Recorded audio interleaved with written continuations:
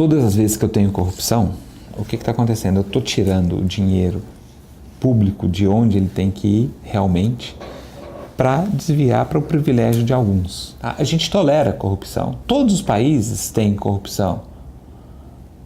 Tá? Um percentual de corrupção que não chega a alterar o cotidiano das pessoas.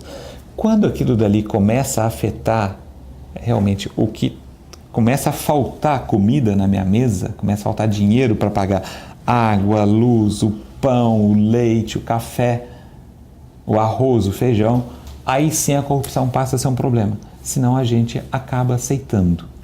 Porque brigar contra a corrupção é muito difícil. Porque eu coloquei aquelas pessoas lá. Tá? Então, de certa forma, eu corroboro aquela forma de agir. E todas as vezes que a gente coloca uma inflação mais alta, como recentemente nós tivemos uma inflação de 11% ao ano, isso tira poder de compra do salário. Tá? A gente não teve o reajuste de 11% e os preços aumentaram na média 11% e nós ficamos mais pobres.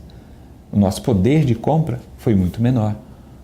Então tem as pessoas que falam, não, eu prefiro um pouco de inflação. Eu não tolero inflação. Inflação, para mim, como nós tivemos na década de 80, é o melhor mecanismo que tem para a gente fazer transferência de renda da população mais pobre para a população mais rica, porque a população mais pobre não tem como se proteger da inflação. Então, todas as vezes que se fala em reforma tributária, o meu grande receio é aumentar a carga tributária sobre a população assalariada, tá? Que é normalmente o que acontece. E até hoje a gente não sabe que país a gente quer. Tá? Não sabendo que país realmente a gente quer, como é que a gente vai definir as prioridades? A gente não tem como calcular quanto custa esse país. E se a gente não tem como calcular quanto custa esse país, a gente não tem o poder de definir quem é que vai pagar cada parte das contas. Então fica muito difícil.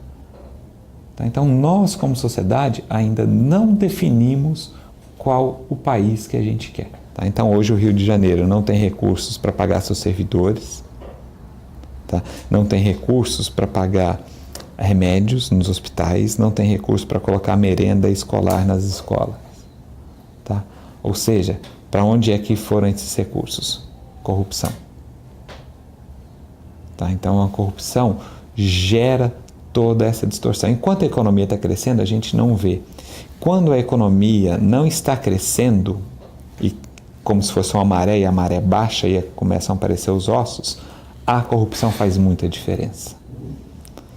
Então é sempre bom ter as pessoas felizes, a economia crescendo, porque eu posso ter corrupção.